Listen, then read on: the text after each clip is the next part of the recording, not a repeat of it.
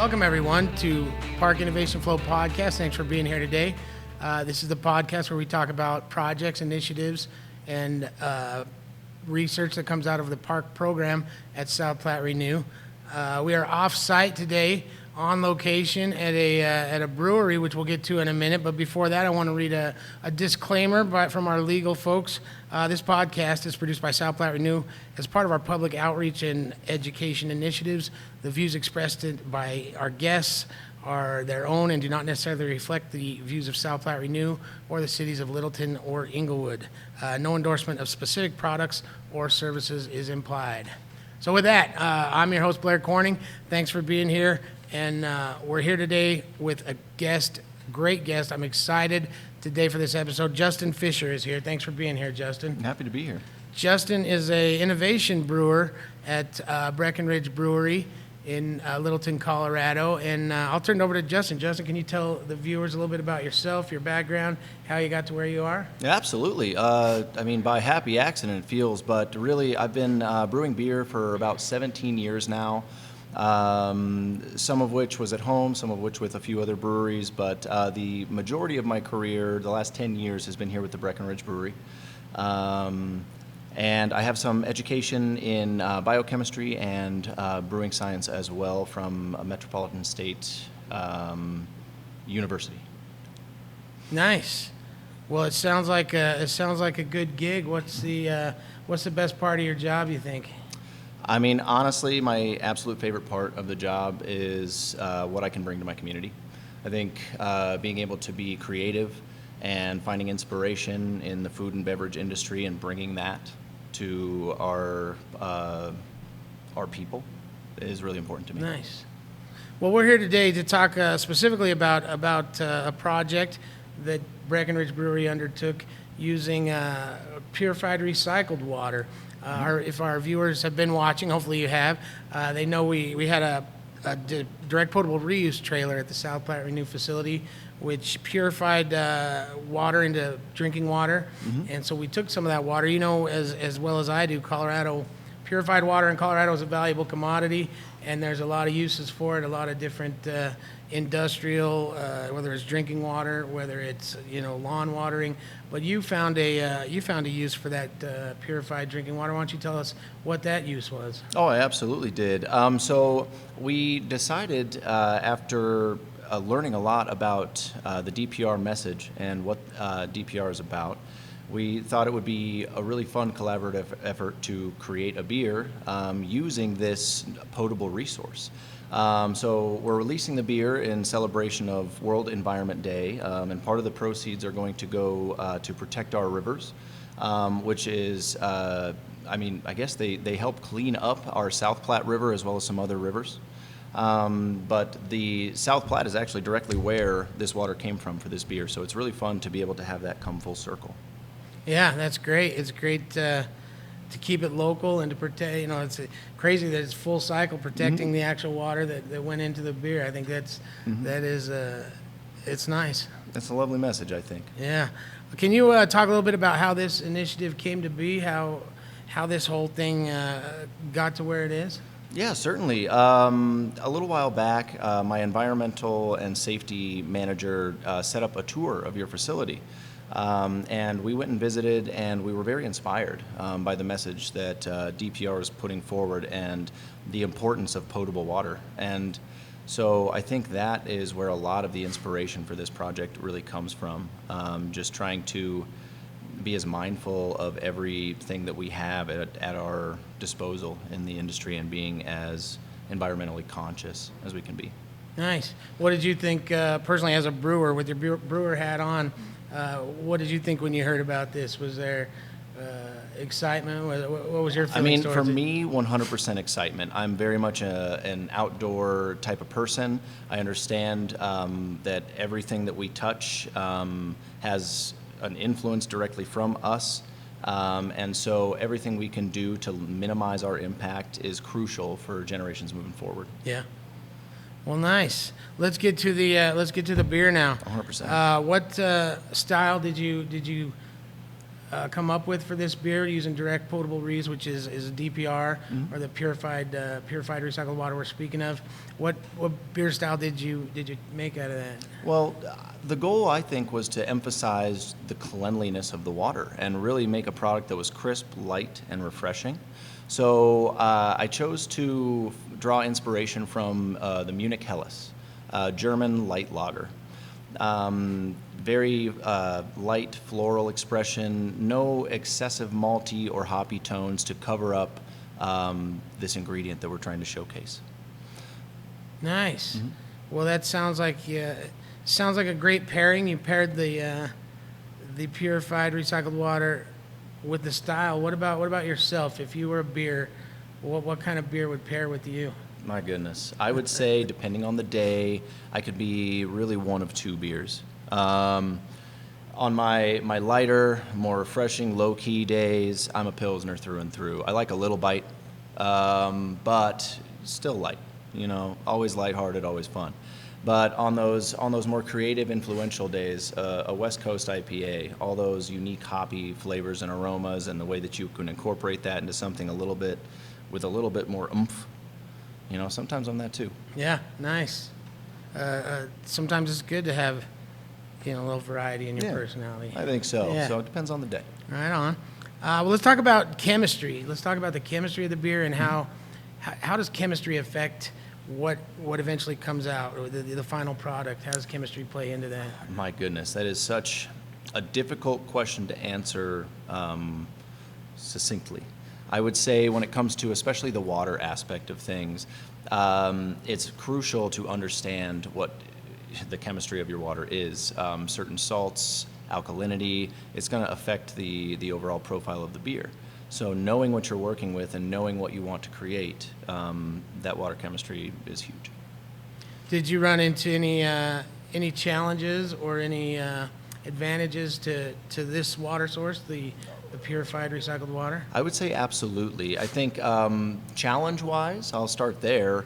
The water was delivered in large totes, and so figuring out the best way to incorporate that water into my brew system without contaminating it, so to speak, with any other water source that is not contaminated. But what I mean by that is no cross waters. Yeah. I just wanted one form of water. The hardest thing was to keep any of our other processed water out of the beer, but I was able to do it.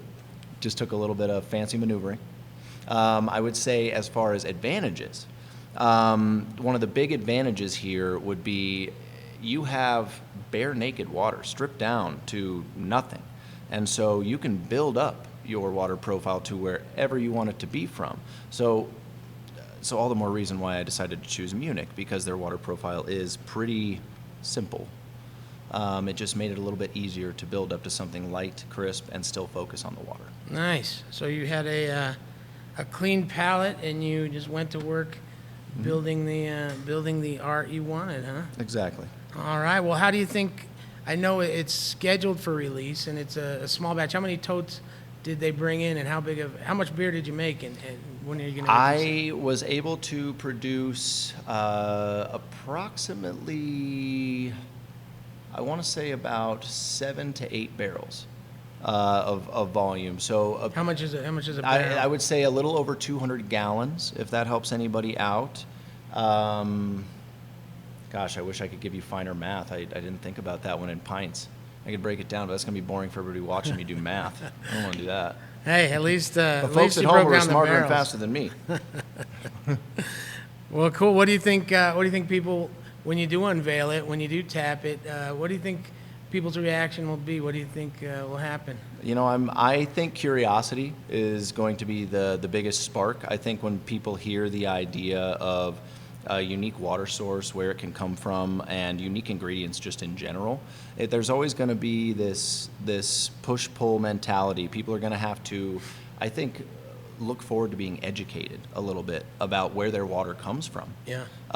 When they learn about this beer, because I don't think that's something that everybody thinks about. We just turn on the faucet and turn it off, wash our hands with it, don't really think about where it's going. So I think it's going to turn some heads. Yeah, I do too. Mine will be one of those heads, because I'll definitely be here to to check it out. Looking forward to that. What is the what's the name of the beer? What'd you settle on? So we are calling the beer Project Green. Project Green. I Yeah, love it. the idea is to emphasize that environmentally friendly concept and sustainability in everything that we're trying to do here. Cool. Have you ever undertaken a project like this before, as far as a brewer? You know, I've used a lot of unique ingredients in my years here at Breck as an innovation brewer, but I haven't really ever gotten the opportunity to use this unique of an ingredient from like a water perspective. Usually we pull the water we have, we modify it on site. So to actually get water shipped in as an ingredient, I think was super fun. Yeah. You know? Cool. I wanted to dig in. I could geek out all day because I'm a beer guy. Heck But yeah. tell me a little bit about what an innovation brewer does. What's your role, and what types of innovations have you done here? You know, that is a very multifaceted question. Yeah, I didn't as mean to hit you well. with all No that. worries. I'll try to keep it concise. But I have the ability to explore new cutting-edge ingredients that we are just now becoming aware of in the market. I also have the opportunity to explore any sort of advantages we could have in efficiency and also sustainability practices. There are a lot of recipe development I guess, projects that I am involved with. And then just trying to keep unique small batch offerings available at our farmhouse restaurant across from the brewery. It's the only place you're going to get the really small batch beers that we make. Yeah. So that's kind of more of what I'm geared towards, but I'm really a catch-all. If they got a project and they need somebody, I'm here. Yeah, jack of all trades. I like it. I always wonder, you go to breweries and there's 10 different flavors, different profiles, different types. And I think, where do these come from? Who thinks of this? And now I know. Now I know exactly where it comes from. So thanks for cluing me in. Hey, happy to be here for it. If you ever got something you want to see, talk to me. All right, will do. Let's talk a little bit about sustainability. I pulled into the parking lot. Getting here, I saw electric chargers. I know this is a totally sustainable initiative here. Talk to me a little bit about some sustainability efforts that Breckenridge is undertaking. I would love to. I'm going to need my cheat sheet a little bit for this, I'll be honest. But we do have those EV chargers. We also utilize a bunch of solar on site. It provides 20% of our production needs per year, which is amazing. We also are working really hard on water savings. We have a steam condenser that can save us up to like 1,200 gallons of water per 100 barrel brew, which is a lot. 100 barrels is 3,100, so that's like almost a third of recapture. It's kind of crazy. We also have a bottling water vacuum reuse pump. We have LED lighting to conserve on energy. We use native landscaping as well as some turf on our backyards to just use as little water as possible on things of that nature. And then, when you really break down the brass tacks of water use in breweries, it's not uncommon to see craft breweries requiring 10 to 15 pints of water to create 1 pint of beer. So, when you picture that, when you picture 10 to 15 pints next to this, it's a lot. Here at Breck, we are closer to around 5 pints of water per pint of beer. Like very large macro brewers are even closer to like 1.5 to 2. Which is really impressive, but it's about trying to continue the effort always. As much as we can push, we're going to push. So we're always working on trying to touch that 4 pints. I think that's always going to be the goal. Nice. Well, so brewing is a water-intensive process, and you guys keep driving it down as far as you can, and saving water around the facility as much as you can as well, huh? Everywhere we can, wherever you can cut down on chemical usage, water usage, ingredient usage, it's important to just always be focused and mindful. Never turn on a faucet and walk away, right, guys? Yeah. We know that. Well, cool. Why do you think sustainability is important in your industry as a brewer? More big picture. Why do you think that matters? Sustainability in the brewing industry is huge. Like I just said, the water numbers are immense. And how many craft breweries do we have here in Colorado? Like 1 per neighborhood almost, it feels like, sometimes 2. or even 3. So that's a lot of water that could be going down the drain. And so figuring out how to, clean that water up, figuring out how to waste less of it is very, very important. And it goes all the way out to back to that message of me being a very outdoors guy. Like these outdoors, they're not going to be there for us anymore if we keep wasting them. So I'm just really, really passionate about that. I just enjoy doing a lot of backpacking, a lot of hiking. I'm always needing these streams at any time of the day, whether I'm jumping into them, whether I'm pulling water out to drink from them. I need it, and I need to be mindful of how I can acquire it and how I can respect it and how I can take care of it. That's the message there. Yeah. Well, I think it's great that you're doing the cleanup, donating a portion of the proceeds from this beer to the the Clean Rivers? Oh, Protect Our Rivers. Protect Our Rivers. Yeah, of course. Yeah, because I think, I've been in Colorado for I've been here my whole life, but I've been in the metro area for, 20, 30 years. And to see how the river is used now compared to how it was used, 30 years ago, it's like cleaning up the river has its value. It draws people in. Mm-hmm. People love the water. They love to interact with the water, build things by the water, see the water. Absolutely. Water makes you feel better. I float the Platte at least 2-3 times a year because it's right in our backyard. Oh, yeah? Where do you start? Where do you put in? What is it? Is it Reynolds Landing? Or no, that's where we finish actually over here and then pop off and hop back into the farmhouse for some beers. There's a little pull-off up the road, though, where you can pull off, park your car, and drop your tubes in. We actually have a company that comes by and has tubes that you can pick up and rent, and they'll shuttle you as well. Really? During the summer, so that's kind of fun. I will have to check that out. That sounds like a good summer afternoon. Absolutely. Cool. Well, is there anything I didn't ask you that you wanted to you want to close on? You want to leave with the listeners, with the viewers, about you, about the beer, or about sustainability in general? Yeah, I mean, more than anything, if you're a beer lover, we're still down here making beers and listening to live music just about every weekend, trying to make things fun and exciting for our local communities. So if you like biking trails, or if you're coming out with your dog, we have a huge beer garden. We're just here to celebrate with you guys. So I mean, as long as you guys keep coming out, I get to keep making fun stuff. It's kind of a cyclical thing. Nice. Well, I appreciate you being here and 100%. sharing your knowledge, sharing a little bit about this purified recycled water project and what you turned it into.